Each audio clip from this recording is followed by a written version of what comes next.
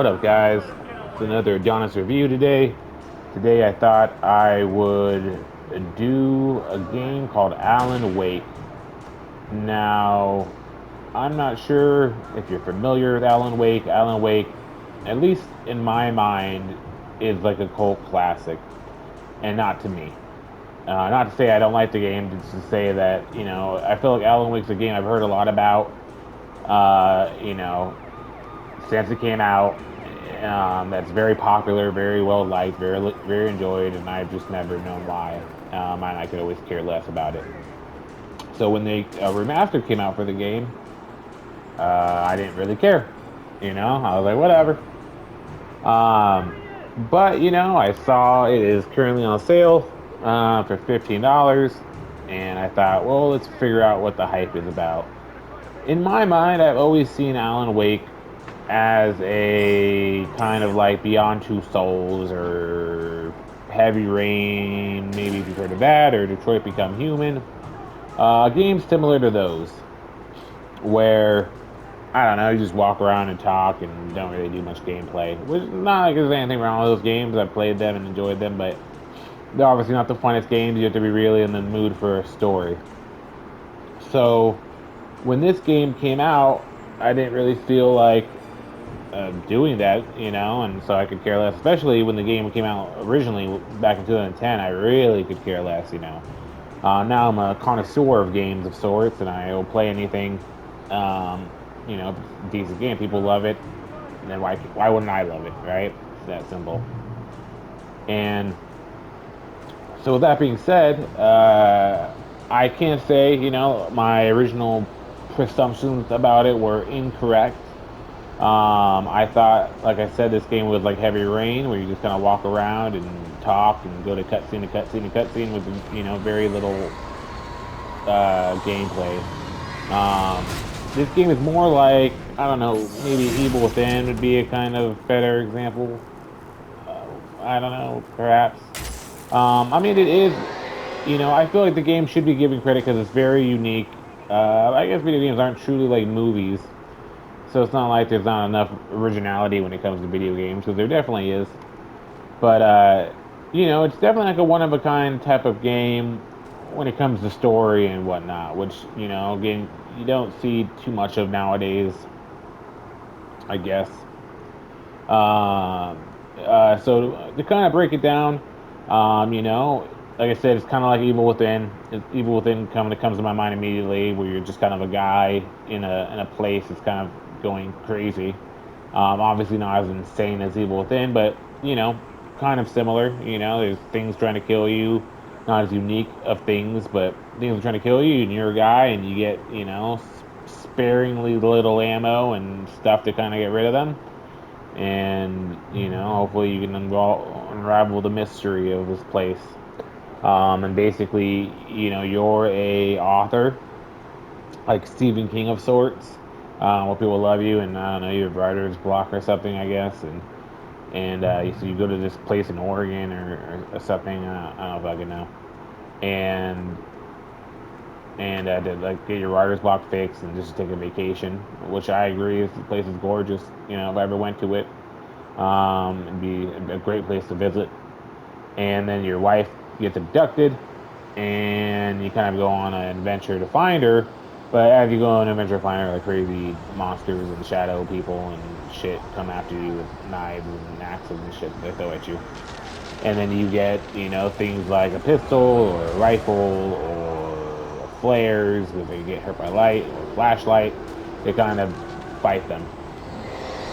And you get, I would say, I guess depends on the difficulty you play Evil Within, but you get a decent amount of ammo. Typically, good and bad. You can't really hit them. So you really have to shoot them to kind of win or get to light. The cops didn't stand a chance. Uh-oh. They were after the writer, not a monster.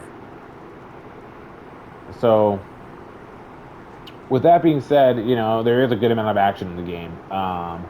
You are, essentially this is kind of broken down into episodic, situations, kind of like Life is Strange or something. There's 6 episodes, and they kind of do a recap and stuff. But obviously, if you buy it, it's all together.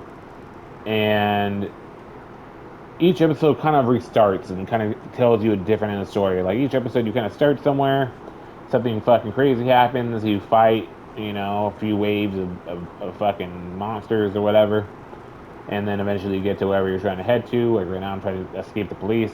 The other one could be like trying to get to Lover's Peak or trying to get to a cabin, trying to get to a gas station, for example. And basically, you just do that for like an hour, and then when you get there, you fight a boss, and that ends the episode, and you restart, and then it kind of restarts somewhere else. And so far, the theme is uh, that you when you like complete a chapter and get to a safe area, at least to this point, you kind of like resolve the situation. Like you get somewhere safe and you are safe, and then you kind of come back to the area that fucking you come back to the area, to I don't know, fix what was or look for your wife or still kind of because your wife is always continuously missing.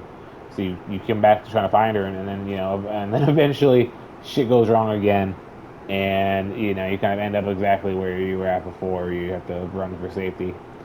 But like I said, it's a pretty good game. So if you maybe were like me and you've heard of this game, because like I said, it is a popular game.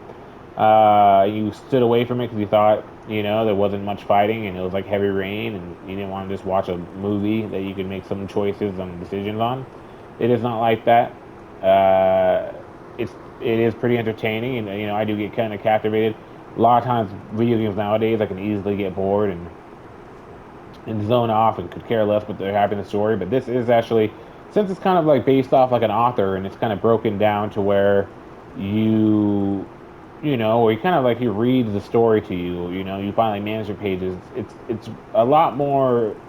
I don't know the better wording when it comes to like the writing and everything. I mean, there's still some shit that's ridiculous. I'm not saying like the way people talk. Is like fucking Game of Thrones. The first season's like a true fucking author. Wrote the dialect, but it's kind of based like a horror story that you're living.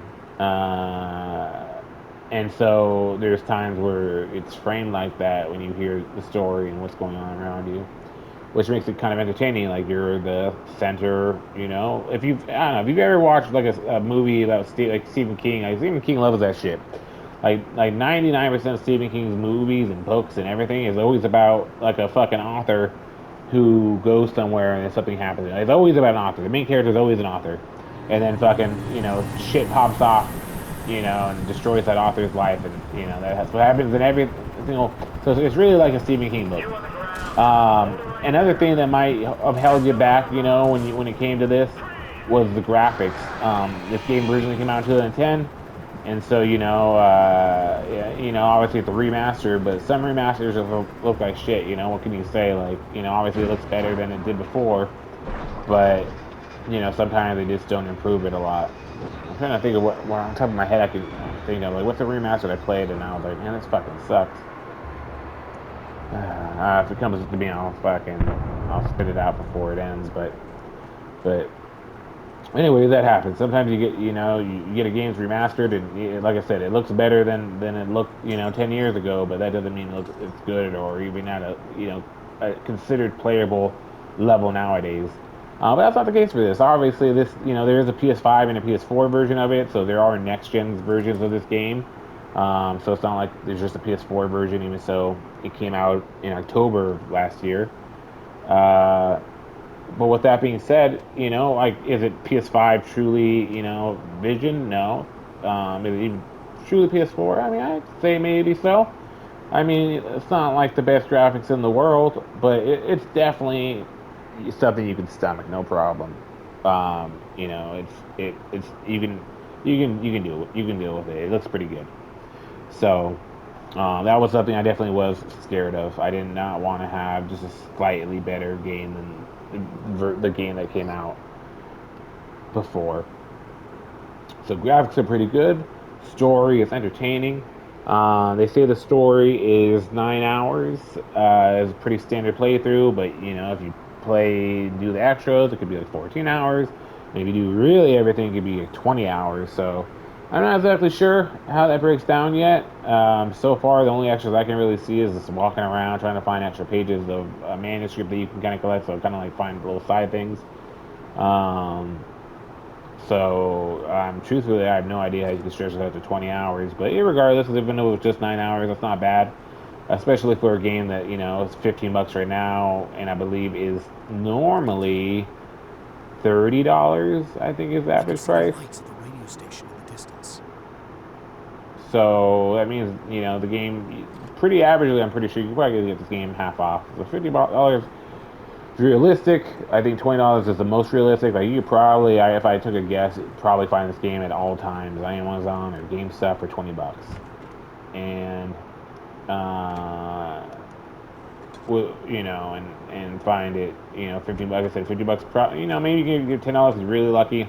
I'd say if you want to buy this game, you want to get it for a cheap price, but realistic, $15 probably the best you can do, and you can get it quickly. Like I said, it's half off. Normally it's $30. You can get 20 is average. So I think it's worth it. I think it's a good game. I think it's entertaining. I've been entertained. I usually turn on something like an audio book or podcast in the background when I play games to kind of zone out and care less about the story sometimes. And I kind of don't do that, this game because there's always kind of something going on, and what's added is actually interesting and kind of adds to the story and the immersion to everything. So it's not bad. It's entertaining. It's the gameplay and mechanics are simple enough, but also entertaining enough to make it fun. The value is there, and the graphics, are worth it. So if this is a game that you waited to put on your list and you weren't sure what exactly it was, and you've heard about it and never knew, if it was worth your dime and dollar, I'd say it is. I'd say give it a whirl. I don't think you'll be disappointed. I think you'll have a good time, and unless you hate Evil Within, which is also a tough one. Evil Within, I also would say was tougher too. Like that one, fucking, you died a lot in that. This is easier. You definitely can get through it a little bit smoother than Evil Within. So just keep that in mind. Hope that helps. Later, guys.